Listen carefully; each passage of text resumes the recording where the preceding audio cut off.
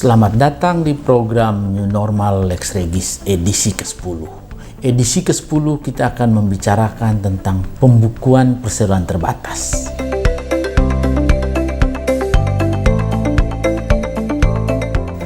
Pembukuan kedengarannya adalah istilah ekonomi.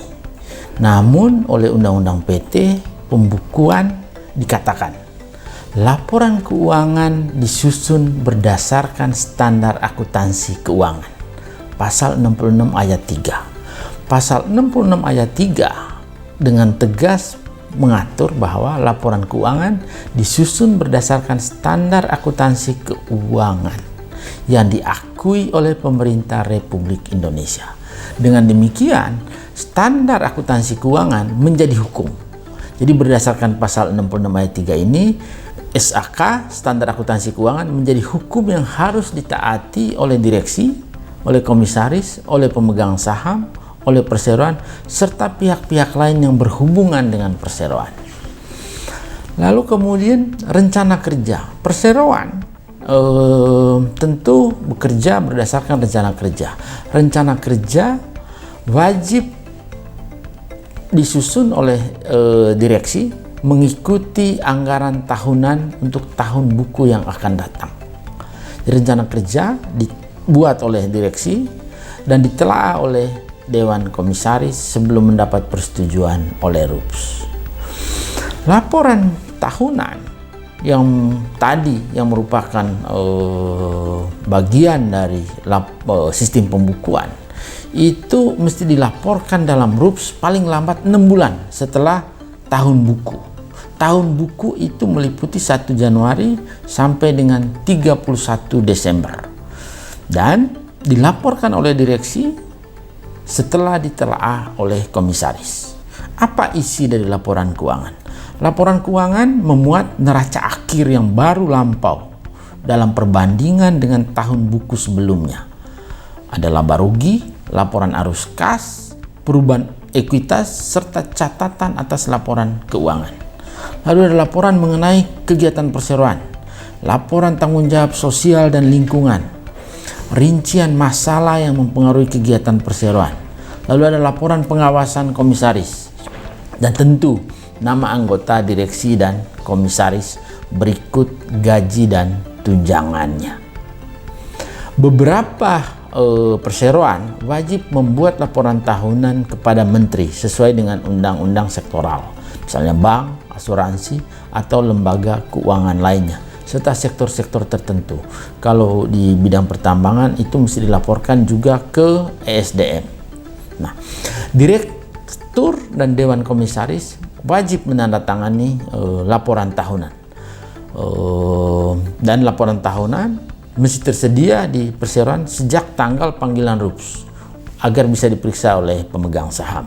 Jika ada anggota direksi yang tidak menandatangani, wajib menyebutkan alasan tertulis kenapa dia tidak menandatangani laporan keuangan tersebut.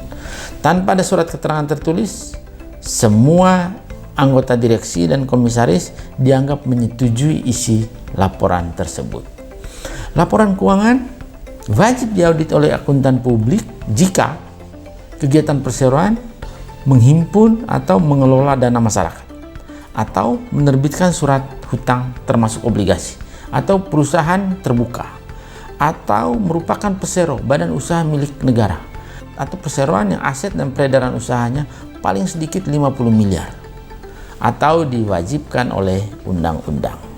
Laporan keuangan yang wajib diumumkan di surat kabar itu adalah bagi perseroan yang masuk kategori ABC, jadi yang mengelola dana masyarakat, menerbitkan obligasi, atau perusahaan terbuka.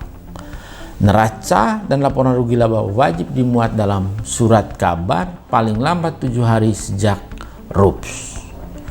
Nah, persetujuan dan pengesahan laporan keuangan diberikan oleh RUPS dalam RUPS tahunan. Dan jika laporan keuangan tidak benar atau menyesatkan, anggota direksi dan komisaris bertanggung jawab secara tanggung renteng terhadap pihak yang dirugikan.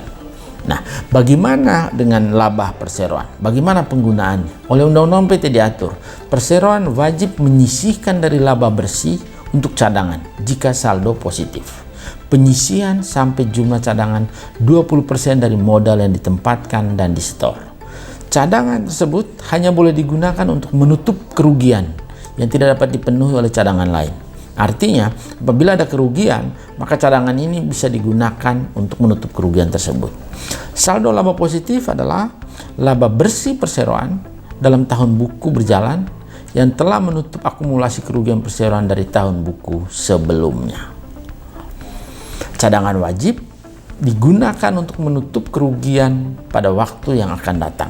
Jumlahnya 20% dari modal ditempatkan dan di-store. Tidak harus berbentuk tunai dan dapat berbentuk aset lain yang mudah dicairkan, artinya liquid, dan tidak dapat dijadikan dividen. Ditetapkan oleh RUPS, diambil dari saldo laba positif. Laba bersih dan penggunaannya. Penggunaan laba bersih diatur termasuk penyisihannya oleh RUPS.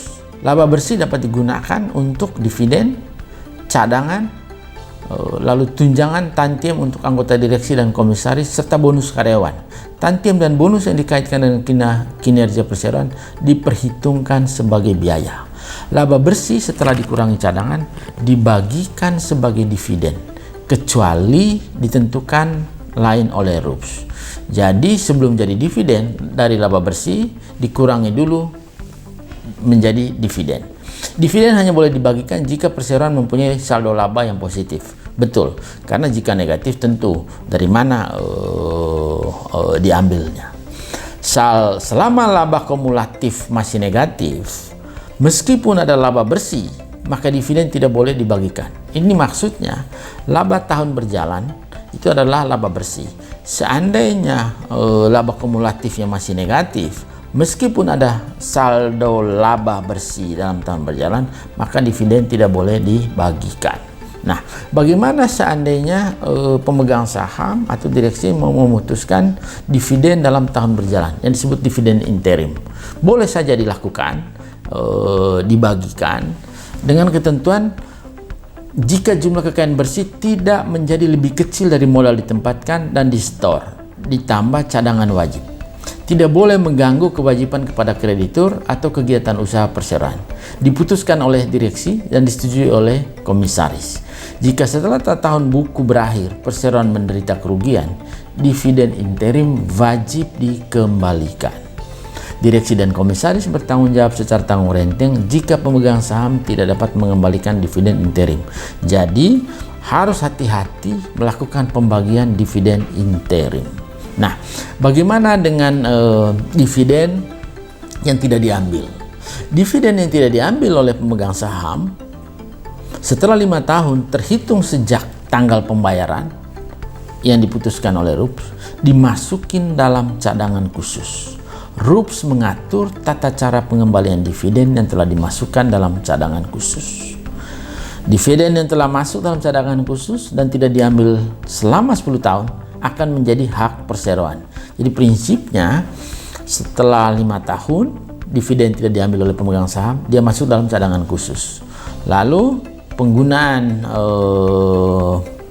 pengembalian dividen dari cadangan khusus itu harus ditetapkan oleh RUPS. Setelah lewat dari sampai 10 tahun juga belum diambil, maka dividen tadi kembali menjadi hak perseroan dan pemegang saham tidak bisa mengambilnya kembali.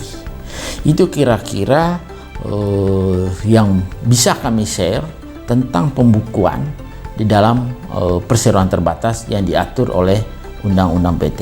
Semoga ini berguna bagi direksi, bagi komisaris, bagi pemegang saham, atau siapapun yang berkepentingan berhubungan dengan perseroan terbatas. Demikian edisi 10. Terima kasih.